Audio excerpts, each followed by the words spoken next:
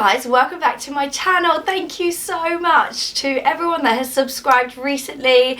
I did my 12 year, wow, that would be an achievement, my 12-month no buy year update the other day, and you guys loved it, and I just absolutely love it because I feel like having a platform where you can share advice and, you know, inspiration for other people and kind of like do good with it. It's just such a privilege to have, so I really appreciate all of you guys comments and likes and shares on that video, because you seem to be really inspired to do your own no buy year, which is amazing. I feel like there's such a shift at the moment with like consumerism, and just to have you over here as a supportive community is amazing. So thank you and welcome if you're new. I do apologise for my voice. I have been ill for so long and I'm so fed up. But I wanted to get these videos out for you because so many people have said they're going to do a no buy year in 2020. Yay! Here it is. It is how to do a no buy year and also rules for your no buy year. I was going to do two separate videos, but I just feel like they're so connected. I didn't want too many videos coming out in the next few days because I'm trying to cram everything in for the start of the new decade. 2020, guys.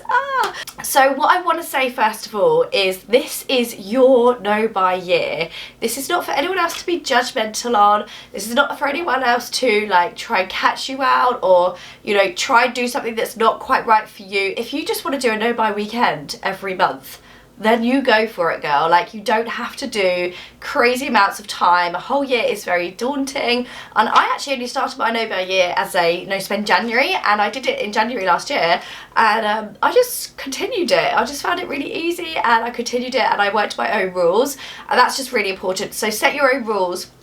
And when I say rules, it could be things like, well, I'll get onto that at the end of the video actually. Let's do that at the end. So, how to do a no buy year, how to prepare for a no buy year. I did just do a how to do a no buy year, and these are quite similar, but that's why I wanted to do this as the rules as well as the how to prepare for, because it is very daunting. A lot of people say to me, are you going to like stock up on stuff so that you don't have to buy it throughout the year? Personally, that wouldn't work for me. It's setting bad habits. Like, you're buying just like loads of stuff only to then not buy anything. It's just a little bit like kind of counterproductive, and also it's about having all that stuff, all that clutter around you that doesn't really give you a good sense of clarity almost. I don't know, I feel like when I'm declutter, I've done loads of decluttering and minimalism videos on my channel. I'm not a minimalist. I've always said it's minimalism for hoarders because I'm not a minimalist, but I do enjoy how it makes me feel when things are clutter free. And let me tell you, things are not clutter free right now around the house because it is like a bomb site after Christmas. We are hosted as well, and obviously we're being poorly, so don't judge yourself on like this cute corner of my house, because let me tell you, the rest of it is a dump. I'm going to probably do an entire video on my money mindset and also how it's changed and how it is still changing and developing. So if that is interesting, then let me know in the comments. Work out whether you want it to be for a weekend, a month, a year, every other weekend, whatever works for you. So you need to set those up and set up as, you know, like your starter. That's what, like, why you're doing it and when you're doing it and how often and how long for. So it's not about punishing yourself and saying, right, you cannot buy a single item of skincare, a single makeup item, a single clothing. Like, you're making it harder for yourself. Make the rules like how it would work for you.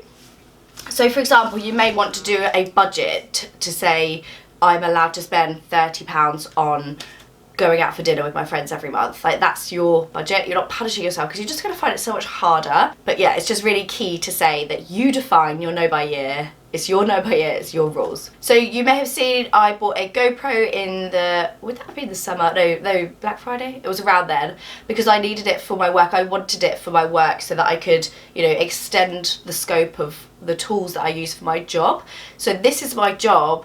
I need to, you know, if you're a makeup artist, you might need to buy brushes. You can't not buy your tools, your scissors if you're a hairdresser. So, you know, for my exceptions, I was allowed to do that because I need to get, you know, it's for my work. So that's absolutely fine. So define that as well so that you can, you know, make sure you're still not depriving yourself of the things that you need to do your work or your job or your hobby that you know, is your passion. The next thing is to try and find a community of like-minded people, of people that you can get inspiration from, that inspire you, and maybe let go of, on the flip side of that, the people that are making you feel bad or making you feel like you don't have enough or that you have to compare yourself to them.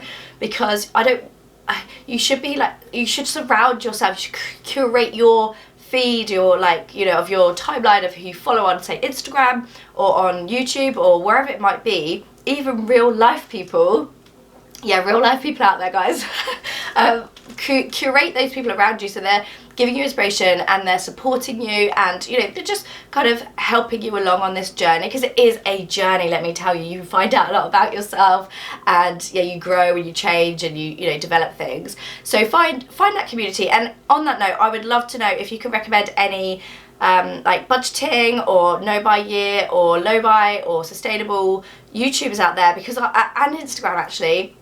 My Instagram is Lara Joanna Jarvis, and I'd love it if you wanted to come over and say hello. But I also want to find other people that are into this so that I can follow their journeys and be inspired by them, because I'm kind of coming from a place where I used to watch a lot of hauls and a lot of kind of fashion videos, which I still actually do, because I like to be able to watch them and essentially make them and then make it work for me. It's not about cutting ties with all the things you used to love. And additionally to that, I just wanted to say I'm so grateful to you guys, because you are my community, and that you have like kept me going when I feel like it's really hard, or when I feel like I can't carry on because the season's changed and I've got no clothes in my wardrobe. You guys have kept me going. Thank you so much. I'm going to start doing a shout out regularly on my budgeting videos for people that have really helped inspire other people in the comments, and also to, you know, just get the conversation going. So I think it's really important to kind of shout out other channels as well. So if you have any that you can recommend that I could go watch, I would love it, and then I can share it with you guys. Okay, another way to prepare for a no buy year, and this might not work for you, because to be honest with you, I actually have started, now that I have the better mindset, following these brands and pages, like I said, about kind of shopping pages. So you might want to delete those accounts that are giving you that panic buying feeling, that haste, having to go and buy that thing, and kind of taking yourself away from that for the meantime. Maybe just mute it, don't unfollow, just so that you don't have that additional temptation when Made.com tell you how amazing their sale is today and you want to go and buy it. I'm in the position now where I still will follow those brands, because I want to know what's on trend and how I can style what I already own into like the up-to-date trends and things like that. But it may work for you just to remove those.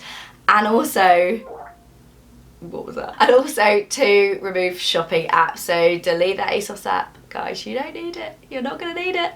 I did say this recently as well, but another good tip is to create an Excel sheet. If you're into kind of geeky stuff like that, it's really good to see exactly how you're spending, where you're spending, and where you're saving. So if you didn't buy something, write it on a sheet to make yourself feel good that you saved that much money, and then at the end of it you can see exactly how much you've saved. So onto the rules. So, as I said, this is your no buy year. These are your rules, and these are just some ideas for you to get you started. Just remember, it's not a punishment. This is to better yourself and better your financial position, or you know, whatever your goal may be.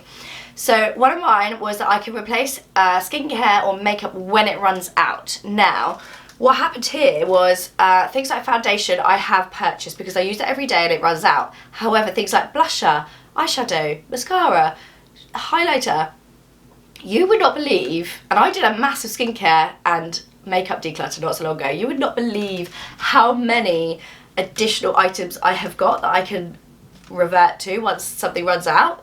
I've not needed to buy those new things because I've got so many spares, so I'm sure you may be the same. As soon as I hit pan, I'd be like, oh, I'll buy a new one, or I'll get bored of it and buy a new one.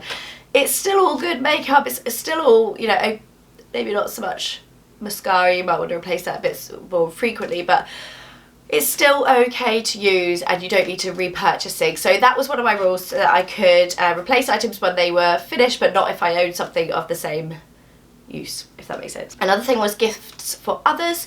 I could still buy gifts for other people. I love gift giving. It's like I just really love giving to people for Christmas, birthday presents. However, we did really strip that back. So we did do adults presents, and we stripped back what we got for the children and things like that. So again, these are your rules. So things, for example, nails, I have missed so much having my nails done, and I didn't used to get them that much, but it just, you know, for a holiday, for example, you may wish to have that in your rules that you can get it done if you're going on holiday, because it's going to make you feel good. It's something that is a treat, and having it done all the time, it kind of doesn't feel like a treat because it's just always there. Whereas for me, I haven't had them for so long, and my gel polishes have all run out. It's something to look forward to, you know, like a cheat day, for example. If getting your nails done brings you loads of joy and you want to do it, add that into your rules. Get them done every 5 months. Like, you can adapt these however works for you.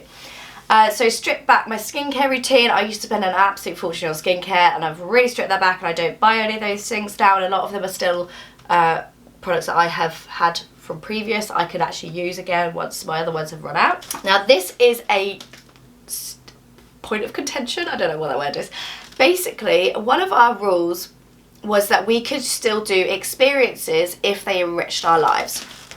And as this actually occurred in January, we, like when I started this, we had already booked a trip to California as part of a press trip, and also we were on a paid for press trip to Canada. So we did have these trips already booked in and paid for, so we still did them. Now even if we didn't have those booked in, because I had lots of comments saying, hold on a minute, you've just been to California and you're meant to be on a no buy year, what the? But even if we hadn't had that already pre-organised and pre-paid for, I personally feel like travel is such an enriching experience for my children and for me. I've always travelled. It's one of the things we want to spend our money on. So it's my rules. I can do however I want it to play out. And obviously I know that if I'm spending loads of money on travel, I'm not going to be able to save as much money. So it's in my best interest not to do loads of travel. However, I'm still not going to never travel, because that's what I'm passionate about, and it's essentially my work as well. So I've shared lots of travel videos over here with you guys and help show what is available for families wherever we go and things like that. So I just wanted to mention that because I felt like a lot of people were a bit confused when we were in California that obviously we weren't meant to be spending money. They were pre-organised. I'm really struggling to breathe. Other things I had included was no clothes, no accessories, no homeware, no makeup. Limited meals out, so if my friends were going out for a birthday meal, I could go. Often I would maybe not drink, or I definitely wouldn't have a starter or a dessert. I'd just be there maybe for the main. Again, experiences and enriching my life, so those were okay, but I didn't really do it very often. No coffees, saved a fortune on not buying coffees out. I actually miss them so much, but I've not been buying things. You could have something on your rules like only buying second hand. That would be amazing, and in fact something I might be doing in 2020 to break down, like I could still shop, but it's more thrifting and upcycling and DIY and stuff like that. So yeah, basically what I'm trying to say is you make your own rules and you do you, and let everyone else doing it do them. You know, it's not a preachy thing to do. You know, just do it because you're doing it for your own goal. So I think I'm going to leave it there because I basically can't breathe right now. I'm struggling to breathe. I'm so pleased that this has been so inspiring for you guys, and I really love having you here. Thank you for watching. Do share it if it was helpful, and it really helps me, like YouTube, tell the audience that this video was helpful by sharing and liking and obviously commenting. Get involved in the community. Thank you for watching, guys, and I'll see you very soon for my goals and resolutions for 2020. Bye.